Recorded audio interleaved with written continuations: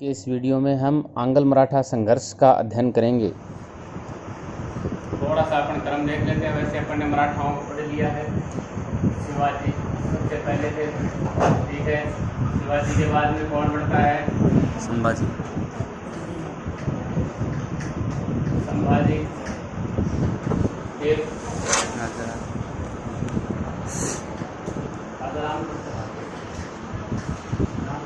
राजाराम, शिवाजी द्वितीय, फिर शाहू, फिर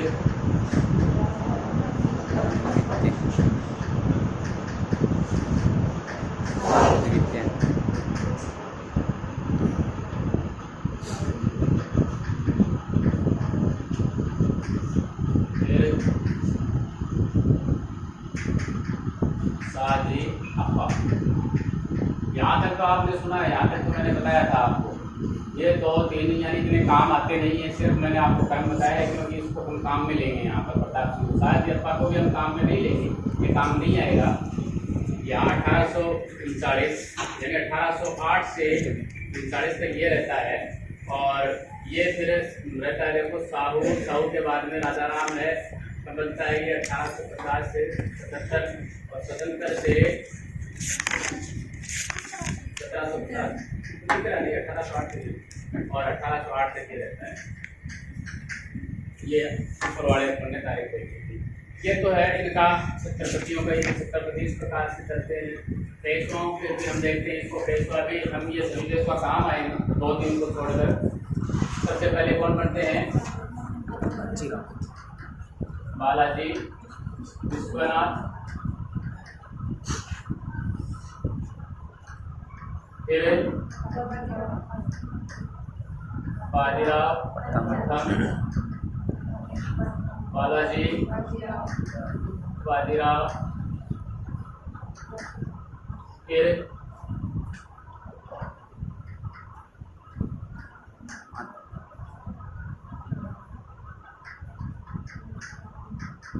नारायण राव, फिर माधव नारायण राव,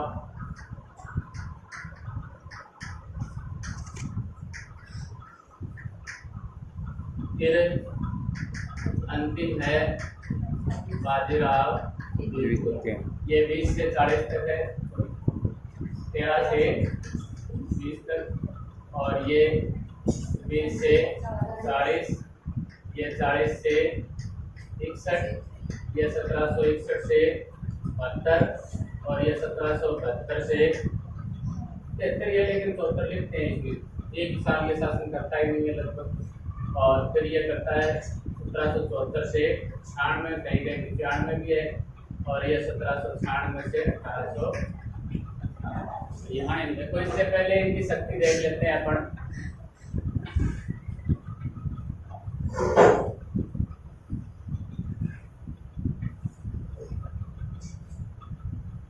जैसा कि है, देखो राजस्थान है, राजस्थान के पास यहाँ देखें तो ये इंदौर है, आगे ये ग्वालियर है, ठीक है। यहाँ पर ये बड़ौदा है, ये यहाँ पर आपको नागपुर, और ये इस प्रकार से शक्तियाँ हैं पेशवाओं, ठीक है। मुख्य जो पेशवा है वो यहाँ पर चुनना है, यहाँ पेशवा रहता था।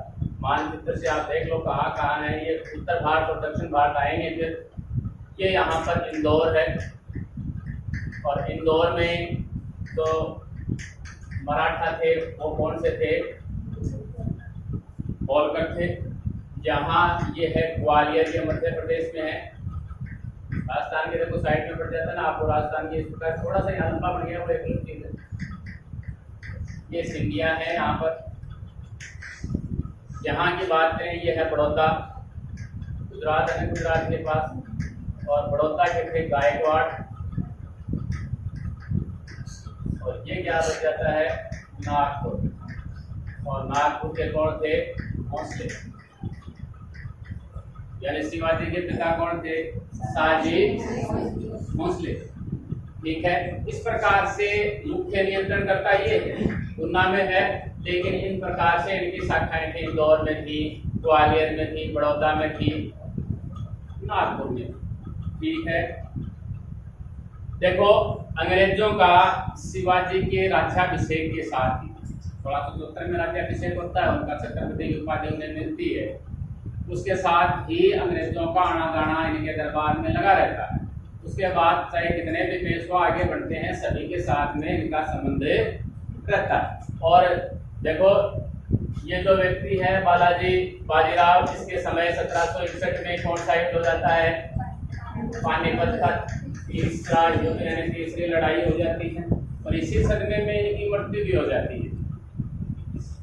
इससे पहले तक मराठों की तरफ कोई आंख उठा के देखने वाला नहीं था कि भाई हम मराठों की तरफ भी देख सके, इतने शक्तिशाली थे ये लोग।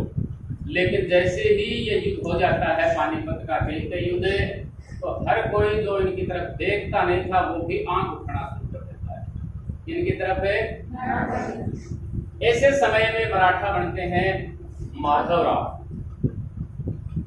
कहते हैं इसे महान माधव भी कहा जाता था। क्यों कहा जाता था? क्योंकि एक तो ये न्यायशील था, यानी न्याय देने में बड़ा माहिर व्यक्ति था। 17 साल की उम्र में राजा बन गया था ये, और 27 साल की उम्र में निकल भी गया, यानी मार भी देते हैं हम। देखो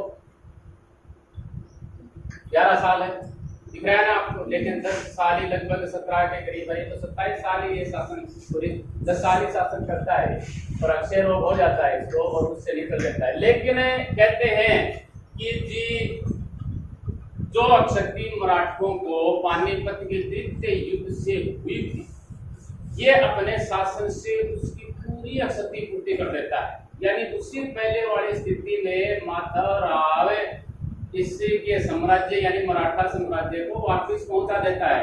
जो जाट है, रोहिला है, निजाम है, मैसूर के जो भी लोग इनको आंख दिखाने लग गए थे पानीपत के तृतीय युद्ध के बाद में, सभी को आता है ये, यानी बहुत मेहनत करता है, कहने का मतलब है ये, इसलिए इसे महान माधव कहा गया।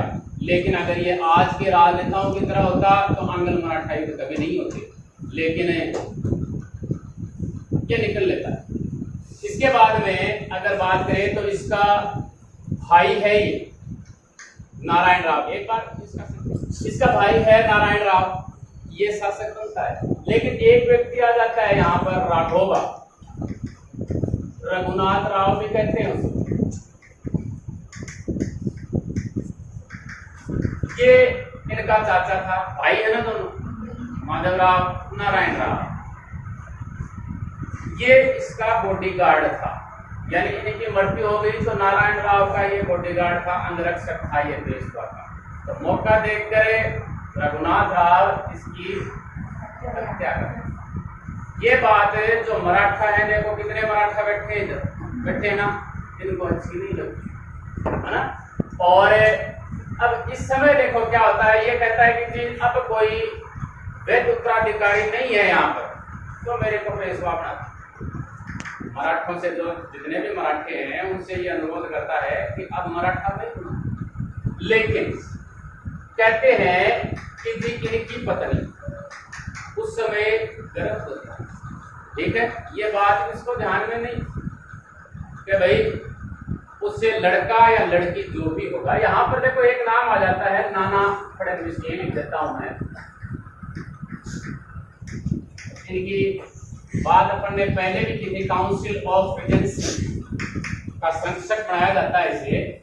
नाना फडणवीस यहाँ पर मुख्य नेता के रूप में उभर कर सामने आता है। ये इस राघोबा से कहता है कि भाई नारायण राव की पत्नी गर्भवती है, अगर लड़का हुआ तो पेशवा वो बनेगा, अगर लड़की हुई तो पेशवा आपको बढ़ा देंगे, कोई तकलीफ नहीं है हमें। लेकिन संयोग से क्या हो जाता है जी, ये जन्म ले, इसने जन्म लिया तो उसके अरमान में ऊपर पानी गिर गया, गिरना ही था। तो कहते हैं कि जी ये तो अपने माँ के पेट में ही पेशवा पड़ गया था। कौन है? माधवराव ना। और ये व्यक्ति भी 1795 में आत्महत्या कर लेता। संरक्षक मुख्य रूप से ये संरक्षक के रूप में कार्य करता है। 1 साल का जब ये हो जाता है तो इसे पेशवा बना दिया जाता है, लेकिन मुख्य रूप से कार्य यही कर रहा होता है। और ये एक महान व्यक्ति, पामर है एक व्यक्ति। पामर कहते हैं इसके बारे में कि मराठों के अंदर ये व्यक्ति सबसे संयमशील व्यक्ति था।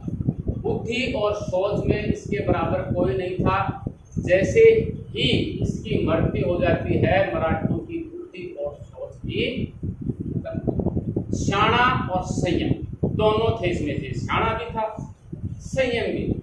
इसके बारे में कहा गया है, किसके बारे में? नाना फडणवीस के बारे में। देखो इस प्रकार के और भी लोग हैं, उनके बारे में देखो मैं बताता हूँ आपको।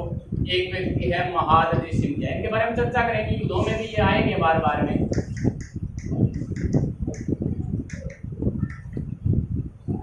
अहिल्याबाई होलकर,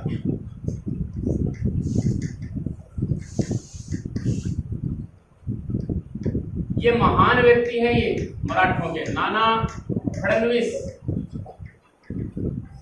और एक व्यक्ति हैं जसवंतराव होलकर।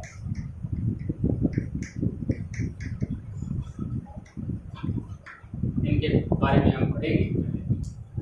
प्रथम आंगल मराठा, इनकी चर्चा हम उसी दौरान करेंगे, आपके ज्यादा समझ में आएगा।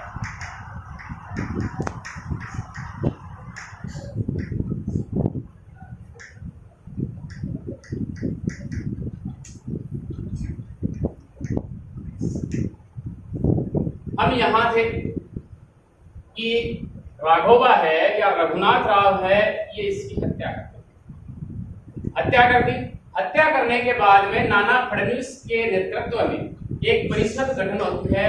बड़ भाई या 12 भाई, आप कुछ भी लिखें।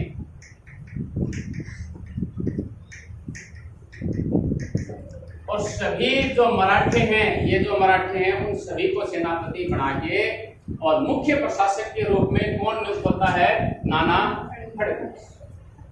ठीक है, नाना फडणवीस नियुक्त हो गया। नाना फडणवीस ने आज्ञा दे दी कि राघोबा अब पेशवा नहीं बन सकता। ठीक है, पेशवा कौन बनेगा? है ना? तो ये बात अब देखो, इसने हत्या भी करी, बेचारे के राज्य का राजकाट पाठ है वो भी हाथ नहीं आया ना। तो ये व्यक्ति कौन है? राघोबा ही लिख देता हूं मैं। ये चला जाता है जी अंग्रेजों की शरण में। अब तक मराठे बहुत शक्तिशाली थे। मराठे कहते थे, अंग्रेज कहते थे कि मराठे अजगर के समान हैं, जिसको भी पकड़ लिया उसको तोड़े बिना छोड़ेंगे नहीं है। इतने शक्तिशाली अंग्रेज इनको मानते थे मराठों को। लेकिन फिर भी राघोबा चला गया किसके पास? पैरों में पड़ गया कि मुझे पेशवा बना दो आप, है ना? पेशवा बनाने के लिए कोशिश तो इसकी यही है शुरू से। मराठों में से एक सरदार अब तक भारत में, यानी कहां तो मराठे पूरे भारत पर अधिकार करना चाहते थे और कहां मराठों का एक व्यक्ति अंग्रेजों की संरक्षण में चला गया पेशवा बनने के। अब शक्तिशाली देखो अंग्रेज है, अंग्रेजों के पास जो भी जाता है वो खाली हाथ नहीं जाता। इस समय देखो मराठा मुख्य शक्ति थी, लेकिन फिर भी अंग्रेज इनकी सहायता कर रहे हैं। इनकी शक्ति को मानना चाहिए। देखो मराठे बहुत शक्तिशाली थे उस समय, इन्होंने औरों को हराया था, लेकिन मराठों की तरफ आंख उठाकर भी नहीं देखा था इन्होंने। मराठों का सहयोग जरूर लिया था, लेकिन इनकी तरफ हिम्मत, संघर्ष के लिए हिम्मत ही नहीं दिखाई। फिर भी राघोबा का समर्थन किया। यानी आप एक कमजोर व्यक्ति हैं और आप शक्तिशाली की तरफ हाथ उठा सकते हैं? नहीं उठा सकते। गांधी जी की मैंने आपको बताई थी कि अहिंसा क्या है। अहिंसा ये नहीं है कि एक कमजोर व्यक्ति ताकतवर को कहते कि मैं तेरे को नहीं मारूंगा, मार नहीं सकता। हिम्मत है क्या? अहिंसा वो है जो एक ताकतवर व्यक्ति कहते कि मैं कमजोर को कि मैं तेरे को नहीं मारूंगा, वो अहिंसा है। यानी मार सकता है, उसमें योग्यता है, लेकिन नहीं मारता, वो अहिंसा है। तो यहाँ अंग्रेज कमजोर है, लेकिन फिर भी कोशिश कर रहे हैं, राघोबा को समर्थन दे रहे हैं। तो राघोबा जैसे ही अंग्रेजों के पास जाता है, यहाँ बंबई में, इसमें बंबई था इनके पास, है ना? यानी 3 जगह थी। देखो बंबई है, यहाँ पर मद्रास है और कलकत्ता, है ना? ये काउंसिल हुआ करती थी उसमें मुख्य रूप से।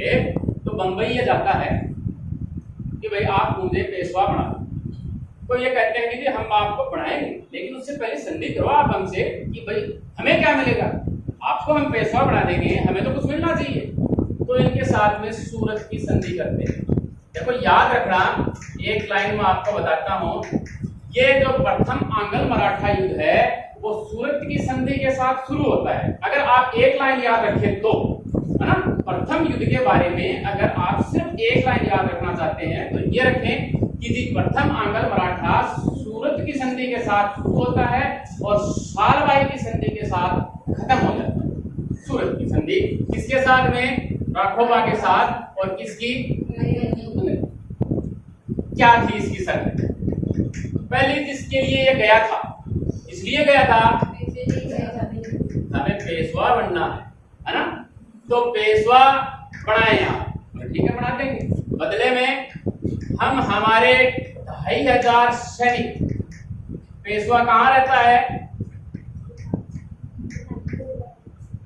में रखेंगे, और इनका खर्चा होगा जी 6 लाख लिख देता हूँ, पता नहीं जीरो तो ज्यादा हो जाएंगे, हो जाते हैं ना, गिनने पड़ेंगे उनको कितने हो गए। 6 लाख वार्षिक इनका सैनिक हुए, कौन देगा, ठीक है, पहली चीज। दूसरी इसकी संधि की क्या शर्त थी कि देखो साल से बंबई इस द्वीप पर बसा है, आपसे पहले भी कई बार अपन चर्चा कर चुके हैं, बेसिन, सूरत, फ्रांस, इनकी लगान का आधा भाग किसे मिलेगा जी, ये भी एक संधि की शर्त थी। और हमारी अनुमति के बिना, इनकी अनुमति इसी की चलेगी, हमारी अनुमति के बिना न तो आप किसी से संधि करोगे और न किसी से युद्ध करोगे और न ही किसी यूरोपियन को आप नौकरी दोगे। कर लीजिए संधि हो गई। अब एक कर्नल, ये संधि होने के बाद में एक कर्नल आता है किटिंग,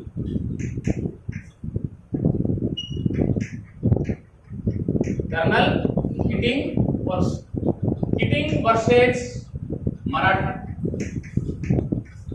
जिनका युद्ध होता है अर्रा का युद्ध, और मैं क्रॉस ही कर देता हूं कि ये इसमें आता है, समझ जाएंगे ना आगे। लेकिन इसी समय यहाँ जो जनरल था बंगाल का गवर्नर, वो था वारेन हेस्टिंग्स।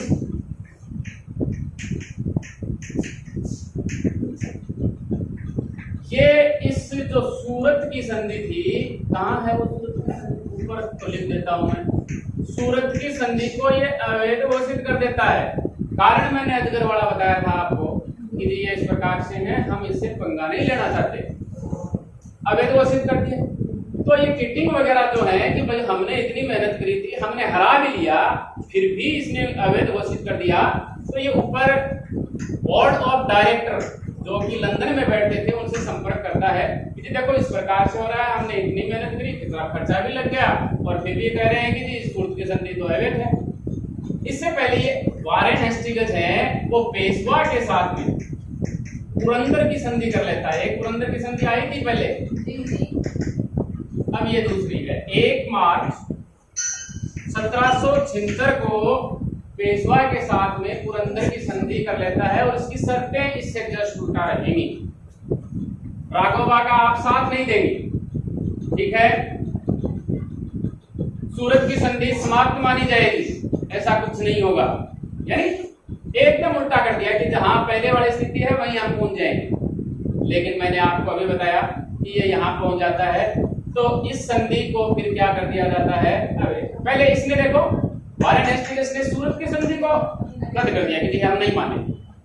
लेकिन इसके बाद में वारेन हेस्टिंग्स को झुकना पड़ता है कंपनी ऑफ डायरेक्टर जो भी है उनके आदेश के अनुसार, और राघोबा का उसे न चाहते हुए भी राघोबा का समर्थन फिर करना पड़ता है।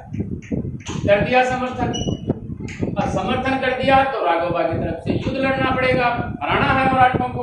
तो एक व्यक्ति आएंगे यहाँ पर, सेनापति इंगर्टन, पेशवाओं से लड़ेंगे वर्सेस मराठा, और युद्ध होता है। इस युद्ध का नाम है तालावाड़ी का युद्ध। 78 में। और इस युद्ध में अंग्रेज हार जाते हैं, और अंग्रेज हार जाते हैं तो इन्हें बड़गांव की संधि करनी थी। बड़गांव की अपमानजनक संधि। देखो सभी करते हैं ऐसा। क्या था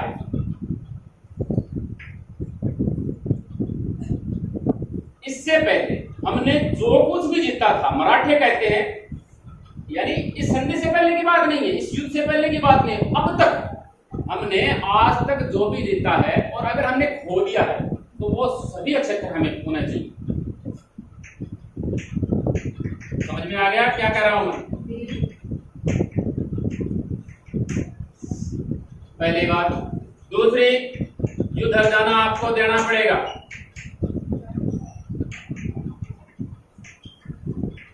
तीसरी, राघोबा का साथ छोड़ना पड़ेगा।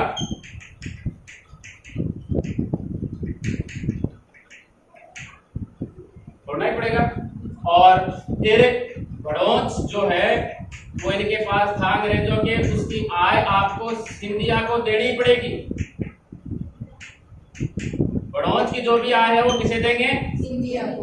और जो भयंकर और अपमानजनक वाली बात थी कि एक दो व्यक्ति हैं इनके, स्टीवर्ट और फार्मर, ये दोनों हमारे पास आपके अंग्रेज बंधक के रूप में, ये संधि करनी पड़े। इस जो प्रथम आंग्ल मराठा युद्ध है उसके कारण लिख रखे हैं कि कारण क्या हो सकते हैं इस युद्ध के। पहला कारण दे रखा है कि अंग्रेजों की महत्वाकांक्षा हम लिख सकते हैं। एक नाम अगर हम दें इसको, अंग्रेजों की महत्वाकांक्षा। क्यों? क्योंकि देखो अंग्रेज हैं 1761 से पहले तो इनकी तरफ आंख उठा के नहीं देखा, लेकिन जब ये स्थिति बदल जाती है तो इनकी महत्वाकांक्षा बढ़ जाती है। दूसरा कारण रहता है जो मराठा सरदार हैं उनकी आपसी फूट पड़ गई,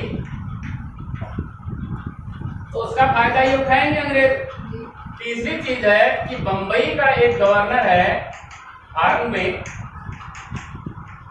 वो चाहता था, उसकी लालसा थी, लालच था उसको। ये दो देखो क्षेत्र हैं यहाँ पर, बेसिन और सालसी, कैसे भी हम इनको प्राप्त कर लें। बेसिन और सालसी कौन प्राप्त करना चाहता था? हार्नबे करना चाहता था।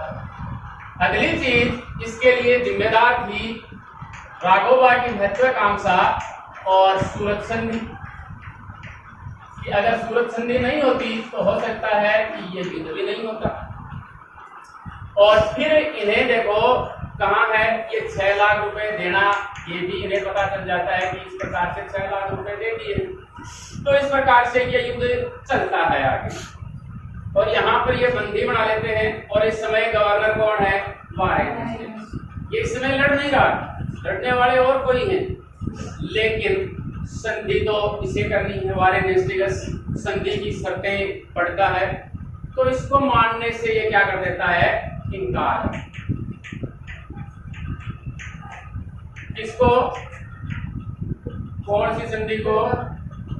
यहां मैं कर देता हूं, बड़गांव की संधि को वारेन हेस्टिंग्स मानने से इनकार कर देता है कि मैं तो इस संधि की शर्तों को पढ़ते ही शर्म से डूब गया।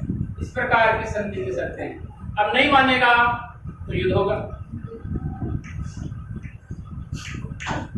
तो सबसे पहले पेशवा के खिलाफ ये भेजता है गोडार्ड को। इनका एक व्यक्ति है गोडार्ड, और गोडार्ड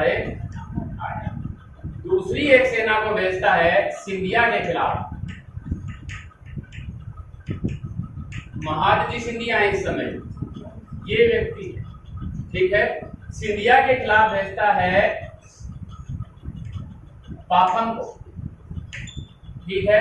और इसी के खिलाफ एक कामक और भेजता है सिकरी नामक जगह पर, और दोनों ही जगह कौन हार जाता है? सिंधिया। और फिर हार गया तो इन्हें कौन सी संधि करनी पड़ती है? सालबाई। मैंने कहा था शुरू में इस प्रकार से कि हम सूरत की संधि से ही तो शुरू करेंगे इसको, और सालबाई की संधि के साथ इसको समाप्त करेंगे। अब इस संधि में क्या है? सालबाई।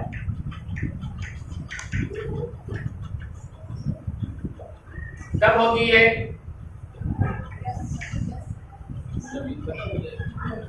इसमें देखो क्या करेंगे अंग्रेज कि जी हम माधव राव जो देखते हैं या माधव राव नारायण है, इसे हम पेशवा मान लेंगे, ठीक है, ये पेशवा। और राघोबा जो है उसका हम साथ नहीं देंगे, और इसे हम देंगे 2.5 लाख वार्षिक पेंशन, और यहां से हम इसको अलग कर देते हैं। पेशवा के लिए हम इसका समर्थन नहीं करेंगे, ठीक है। और इन्हें यहां से साल सेट मिल जाता है अंग्रेजों कि भाई हम साल सेट इसके बदले में आपको, आप इस प्रकार से हमें दे रहे हो, साल सेट हम ये देते हैं। और सिंधिया का जो भी आपने प्रदेश छीना है, युद्धवान सिंधिया ही आ रहा है, तो सिंधिया को उसके प्रदेश वापस। और गायकवाड़ कहाँ के हैं? बड़ौदा के। तो फतेह सिंह गायकवाड़